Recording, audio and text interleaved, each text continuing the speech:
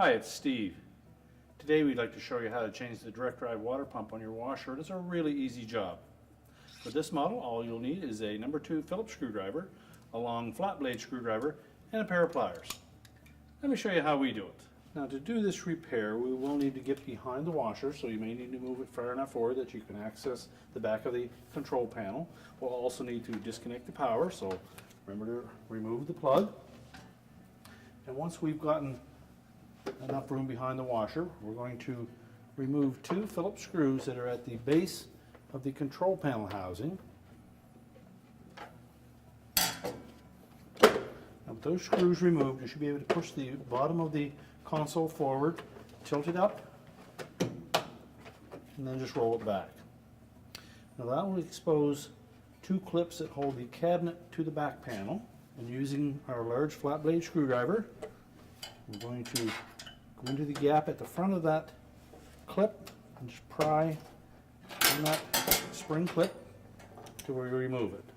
Basically, the screwdriver will fit into there and you just pry it out. Do the same for the other side. Unhook it from the back panel. Then next we're going to disconnect the wire harness to the lid switch, lift up on the locking tab, and remove the harness. Now next we're going to tilt that whole cabinet forward by lifting up slightly at the back so that we clear the water inlet funnel,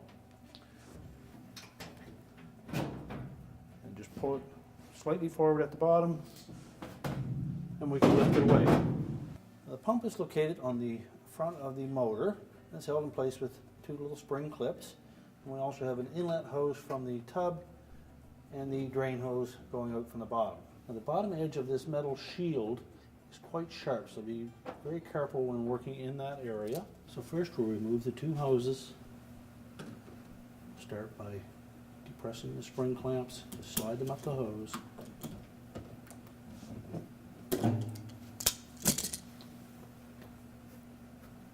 And then just work the hose off of the pump.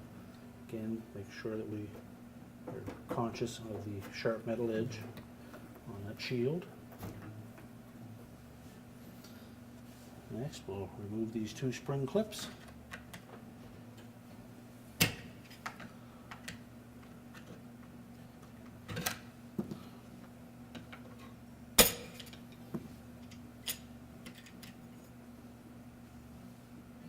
And then just slide the pump off the motor shaft and discard it. Rotate the hub of that impeller so that it will match the motor shaft.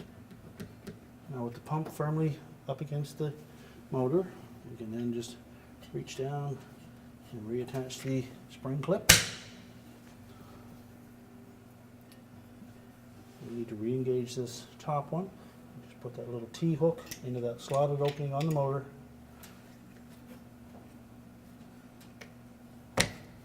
And then press it into place.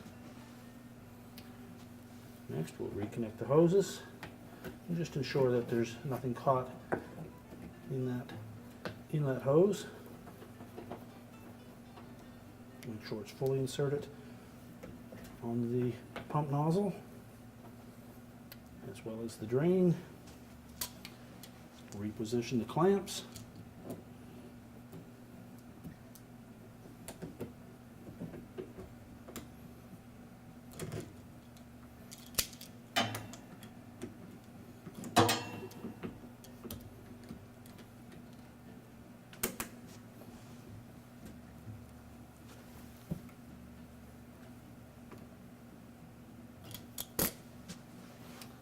And then we can reinstall the cabinet. Now, when reinstalling the cabinet, there's a couple of things that we need to make sure we line up.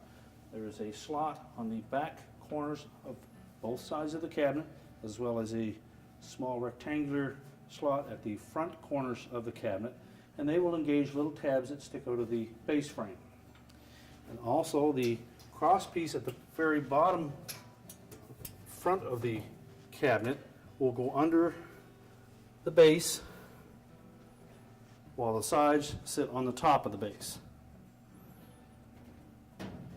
So as we position it, we'll slide it in under from the front, carefully lower it down.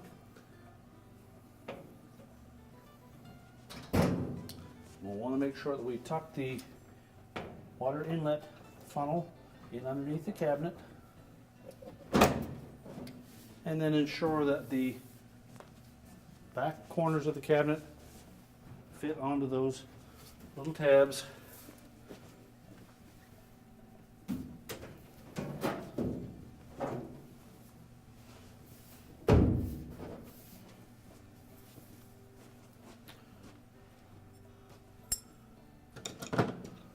Now once we've done that, we can then reinstall the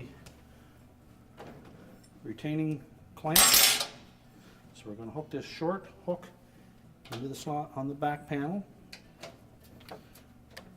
Pull it forward to line it up with the opening in the main top, and then just press it into place. If you find it difficult, take your slotted screwdriver and just press down on it. Do the same on the opposite side. Engage the short straight hook on the back panel.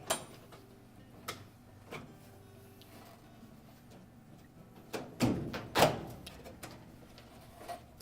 sure it's pushed firmly forward, and then press the clamp into place.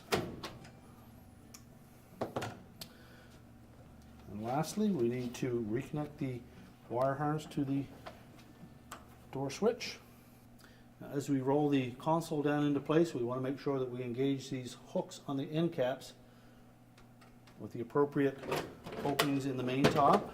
So once they're fitted in and flush, just pull it straight back, and then tighten up the 2 Phillips screws on the rear.